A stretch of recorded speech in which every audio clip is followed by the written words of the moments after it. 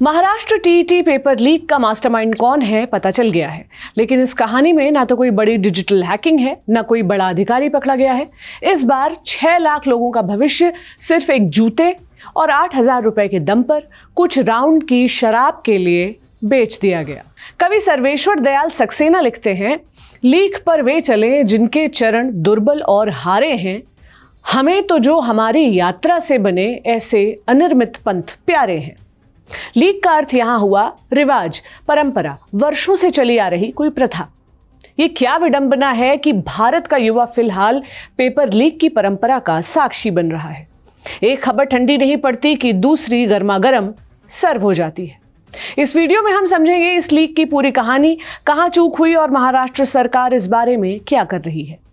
Teachers eligibility test, वो परीक्षा जो न सिर्फ किसी राज्य के शिक्षकों बल्कि परोक्ष रूप से उन लाखों करोड़ों बच्चों का भविष्य तय करती है जिन्हें ये शिक्षक पढ़ाएंगे। महाराष्ट्र टीटी की परीक्षा 28 जून को 1028 सेंटर्स पर होनी थी। सुरक्षा के लिए पेपर को महाराष्ट्र से दूर उत्तर प्रदेश के आगरा की एक सीक्रेट प्रेस महिम पटरन प्राइवेट लिमिटेड में छपवाया गया। इस प्रेस का नाम पता सब गुप्त रखा गया था। परीक्षा काउंसिल के बाकी सदस्यों या शिक्षा विभाग के बड़े अफसरों तक को नहीं पता था कि पेपर कहां छप रहा है। प्रेस से सीधे डील करने का अधिकार सिर्फ परीक्षा काउंसिल के हेड के पास था। कैसे हुआ पेपर चोरी? लीक का प्लान तो प्रिंटिंग प्रेस के स्तर पर ही बन गया था। मास्टरमाइंड ब्रिजेंद्र गुप्ता ने अपने साथी सोनू कुमार किशन लाल के जरिए प्रेस के कर्मचारियों को फंसाया। पुलिस की जांच में सामने आया कि ब्रिजेंद्र इन कर्मचारियों को पिछले काफी समय से यूपीआई के जरिए भेजकर उनकी शराब पार्टियों का खर्च उठा रहा था। जैसे ही पेपर छपने के लिए प्रेस में आया, इन कर्मचारियों ने ब्रिजेंद्र को खबर दे दी। भिवंडी डिवीजन के एसीपी विजय मराठे के मुताबिक 15 से 17 जून के बीच पेपर छपे थे। तब बाबूलाल कुशवाहा नाम का कर्मचारी, जो पेपर्स को बंडलों में पैक करने का काम करता था, वो हर सेट की एक एक कॉपी निकालकर दूसरे कर्मचारी नरेश कुमार उर्फ निक्की को दे देता था। इसके बाद निक्की अपने जूते का इंसोल निकालता, पेपर को फोल्ड करके वहां छुपाता और वापस इंसोल रख देता था। जो सीसीटीवी कैमरे ये पूरी हरकत रिकॉर्ड कर सकते थे वो बंद पड़े थे। बाहर जाते वक्त गेट पर तैनात पूर्व सेना के जवान उसके कपड़े तो चेक करते थे, लेकिन जूतों के सोल के भीतर किसी का ध्यान नहीं गया। जूते से बाहर आने के बाद यह पेपर एक पूर्व कर्मचारी संजय शर्मा के पास जाता और वहां से सोनू कुमार के जरिए मास्टरमाइंड ब्रिजेंद्र गुप्ता तक पहुंच जाता था। इस काम के लिए प्रेस के कर्मचारियों को 8,000 रुपए और एक जमीन के एक छोटे से टुकड़े का लालच दिया गया था। अब बात करते हैं प्रेस की। 2017 से पहले महाराष्ट्र सरकार हमेशा से अपने पेपर बाहर के राज्यों की सीक्रेट प्रेसों में छपवाती थी। 2017-18 में सरकार ने सिस्टम को आधुनिक बनाने के लिए टेंडर निकाला और एक प्राइवेट एजेंसी को कई सरकारी भर्तियों की परीक्षाएं कराने का ठेका दे दिया। लेकिन साल 2021 में स्वास्थ्य विभाग की भर्ती परीक्षा का पेपर जब लीक हो गया तो जांच में पता चला कि खुद विभाग के बड़े अधिकारी और एजेंसी इस लीक में शामिल थे। इस घटना के बाद सरकार वापस अपने पुराने पारंपरिक तरीके पर लौट आई, यानी राज्य से बाहर की सीक्रेट प्रिंटिंग प्रेस। सरकार का तर्क था कि यूपी की प्रेस के कर्मचारियों को मराठी भाषा समझ नहीं आएगी, इसलिए वहां पेपर सुरक्षित रहेगा। ये प्रेस पिछले 20 साल से महाराष्ट्र के पेपर छाप रही थी। इस मामले पर और जानकारी दे रहे हैं Indian Express reporter Mohammad Thawar. Maharashtra में 6 लाख से ज्यादा टीचर्स टीईटी एग्जाम थी जून 28 को।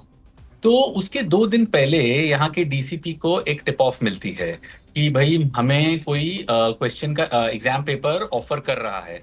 तो पुलिस को एक्चुअली लगा कि ये टीईटी का पेपर मतलब फ्रॉड भी होता है, कभी कभी सामने वाला क्लेम करता है मेरे पास है बट उसके पास होता नहीं है।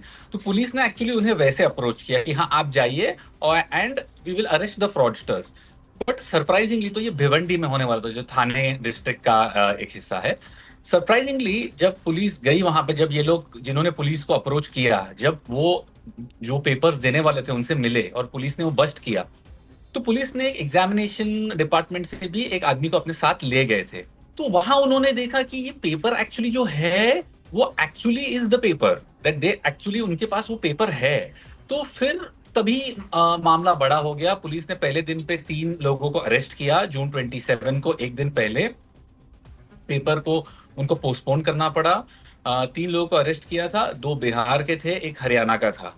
तो अब आपके पास जो बेच रहा है पेपर वो अरेस्ट हो चुका है। इनका नेक्स्ट स्टेप था कि अब ये इसका सोर्स कहां से आया, कहां से है। तो इन द पास्ट क्या हुआ है, जैसे कि जो नीट का पेपर लीक भी हुआ था इसके पहले, वो पुलिस के इन्वेस्टिगेशन में ऐसा आया था कि जो पेपर सेट कर रहे थे उन्होंने कुछ लीक किया। तो उनको देखना था कि ये कहाँ से लीक हुआ है। तो उन्होंने इनकी क्वेश्चनिंग चालू की और उन्होंने जो एजुकेशन डिपार्टमेंट होता है उनसे भी इंक्वायरी की कि आपका पेपर कहाँ छपता है। तो उन्हें पता चला कि इंटरेस्टिंगली कि महाराष्ट्र का जो पेपर है वो एक्चुअली एक आगरा के प्रिंटिंग प्रेस में छपता है 10-20 सालों से। और इसकी वजह ये होती है कि ऐसा माना जाता है कि आपके स्टेट का पेपर अगर आप ही के स्टेट में छपता है तो लोकल इंटरेस्ट होते हैं, बट कहीं और स्टेट में वो बड़ा प्राइवेट रखते हैं, वो लोग बताते नहीं है कौन से प्रेस में हो रहा है। तो इसीलिए महाराष्ट्र का स्टेट का पेपर बाहर के स्टेट में छप रहा था, तो उन्हें पता चला कि आगरा से छप रहा है। पुलिस ने 12 गिरफ्तारियां की, जिनमें बिहार के राजीव कुमार और आकाश कुमार और हरियाणा का धीरज सिंह शामिल थे। पकड़े गए आरोपियों से पूछताछ की गई तो जांच आगरा की प्रिंटिंग प्रेस तक पहुंच गई। कर्मचारियों निक्की, बाबूलाल और संजय शर्मा को गिरफ्तार किया गया। इस मामले के लिए 20 सदस्यों की एक स्पेशल इन्वेस्टिगेशन टीम बना दी गई है। अब आते हैं मास्टरमाइंड पर। विजेंद्र गुप्ता बिहार का रहने वाला है। वो पहले पटना फिर भोपाल में कोचिंग चलाता था। 2003 के एक मर्डर केस और 2011 के भोपाल पेपर लीक में भी वो गिरफ्तार हो चुका है। विजेंद्र का पैटर्न बहुत सिंपल था। वो गिरफ्तार होता, जमानत पर बाहर आता, गायब हो जाता और फिर किसी दूसरे राज्य में अपनी पहचान बदलकर एक नया नेटवर्क खड़ा कर लेता। देखते ही देखते वो बिहार, उत्तर प्रदेश, ओडिशा और महाराष्ट्र के बड़े पेपर लीक गिरोहों का हिस्सा बन गया।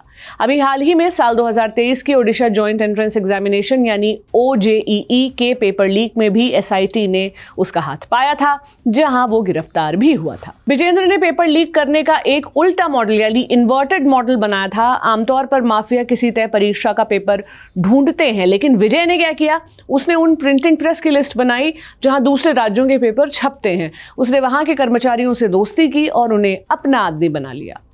उसका फंडा सिंपल था, प्रेस में जो भी पेपर छपने आए उसे लीक कर दो। जब महाराष्ट्र TT का पेपर आगरा आया तो वो सक्रिय हो गया। विजेंद्र ने 8,000 रुपए में पेपर खरीदा और महाराष्ट्र के अपने कोचिंग नेटवर्क के जरिए एक एक पेपर 80,000 रुपए में बेचा। इनका टारगेट 5,000 छात्रों को पेपर बेचना था।